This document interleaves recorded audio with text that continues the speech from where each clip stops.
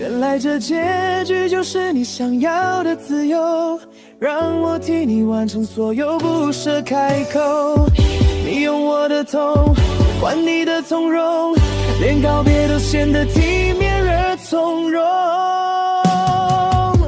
如果再提起这一段旧梦，希望你不会假装没发生过，至少证明那场时空心动不是只剩我一个人懂。关门声还是响了，算不算不缺了你那个缺口？你走吧，去迎接你想要的那种成就。